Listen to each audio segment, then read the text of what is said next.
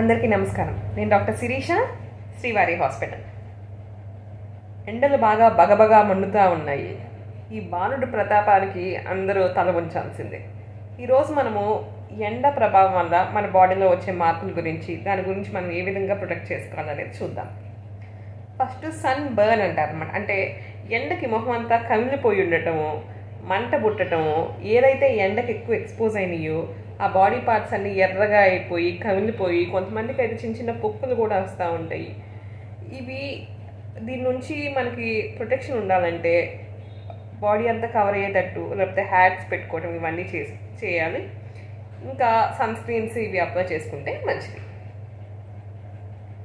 ఇంకా next important అంటే heat exhaustion, heat stroke అంటారు అన్నమాట. అంటే ఏంటి, వడదెబ్బ అని విన్నే ఉంటారు ఎండకి.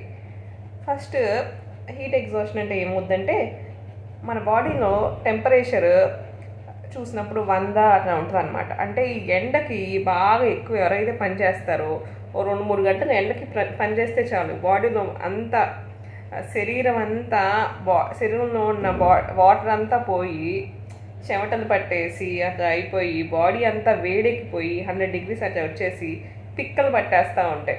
అంటే మజిల్స్ కండరాలన్నీ పట్టేసినట్టు అయిపోయి బాడీ పెయిన్స్ వచ్చి బాగా తలకాయ నొప్పి వచ్చి వాంతి వచ్చినట్టు అవుద్దన్నమాట. దీన్నే హీట్ ఎగ్జాషన్ అంటారు.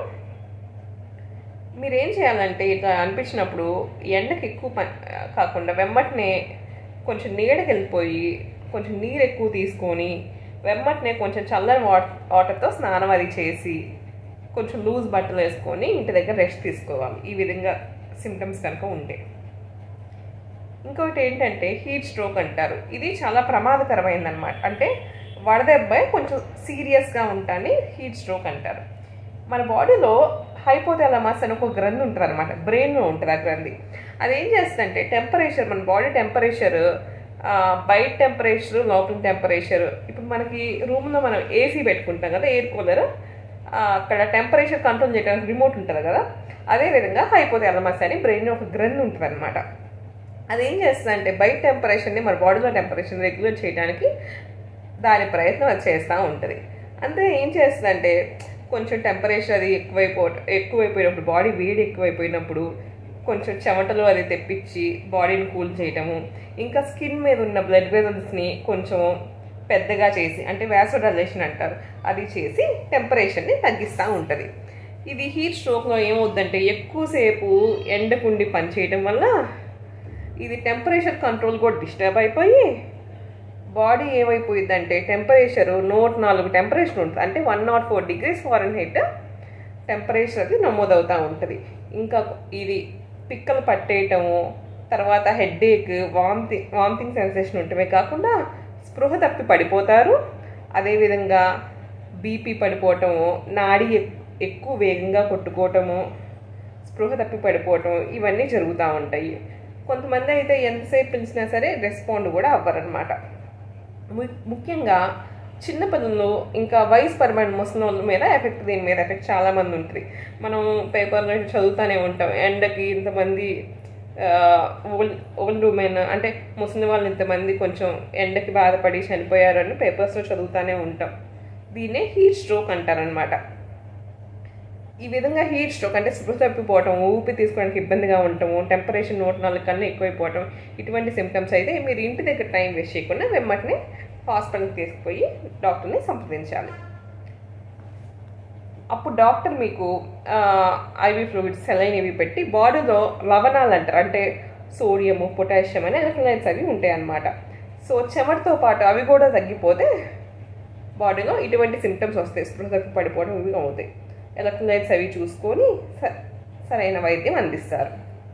హీట్ స్ట్రోక్ అనేది మెడికల్ ఎమర్జెన్సీ. ఇంకా అసలు ఈ బాలుడి ప్రతాపం నుంచి ఈ వేసవి కాలం మనం ఏ విధంగా ప్రొటెక్షన్ చేసుకోవాలి అంటే, ముఖ్యంగా 5 సంవత్సరాల కన్నా తక్కువ ఉన్న బేబీస్, కిడ్స్ కానివ్వండి, ఇంకా 65 ఏళ్ళ కన్నా ఎక్కువ ఉన్న వాళ్ళు కానివ్వండి, 11:30 నుంచి 3 లోపు బయటికి వెళ్ళకుండా ఇంటి లోపల రెస్ట్ తీసుకోవటం మంచిది. ఇంకా ఇన్ కేస్ బయట పని చేసుకునే వాళ్ళు బయటికి వెళ్ళే పని ఏమన్నా కనుకుంటే శరీరం అంతా కవర్ చేసుకుంటే మంచిది. ఇంకా డ్రెస్సెస్ బాగా టైట్వి వేసుకోకుండా కొంచెం లూజ్గా ఉండేవి, కొంచెం లైట్ కలర్స్, బాడీ అంతా కవర్ అయ్యేటట్టు వేసుకుంటే మంచిది. అదేవిధంగా తగిన వాటర్ తీసుకోవాలి. మనతో పాటు మనం ఎప్పుడు బయటకు వెళ్తున్నా సరే మనతో పాటు fluids, water bottles, ORS packets అవి తీసుకొని వెళ్తే మంచిది. ఇంకా సన్స్క్రీన్స్లో యూవీఏ, యూవీబీ అంటే అల్ట్రావైలెట్ రేస్ వల్ల మన బాడీకి బాగా హానికారకం అనమాట. అంటే స్కిన్ బాగా ఎఫెక్ట్ అవుతూ ఉంటుంది. మంట పుడటం, బ్లిస్టర్స్ రావటం ఇవన్నీ ఉంటాయి కదా, చెమట పొక్కులు ఇవన్నీ రావటం ఇవన్నీ జరుగుతూ ఉంటాయి. సో ఏం చేయాలంటే sunscreen lotions, UVA, UVB protection sunscreen lotions SPF అని రాసే ఉంటుంది. అంటే సన్ ప్రొటెక్షన్ ఫ్యాక్టర్ అది 30 కన్నా ఎక్కువ ఉన్నాయి ఏమైనా సన్స్క్రీన్స్ సెలెక్ట్ చేసుకోండి. ఎండలకి బీచ్ దగ్గర ఉండటము ఇటువంటివి కొంచెం తగ్గించుకోండి. అదేవిధంగా ఎక్కువ ఫ్లూయిడ్స్ తీసుకోండి. హ్యాట్స్ పెట్టుకోవటము, గొడుగు పెట్టుకోవటము ఇవన్నీ అలవాటు చేసుకోండి. Thank you.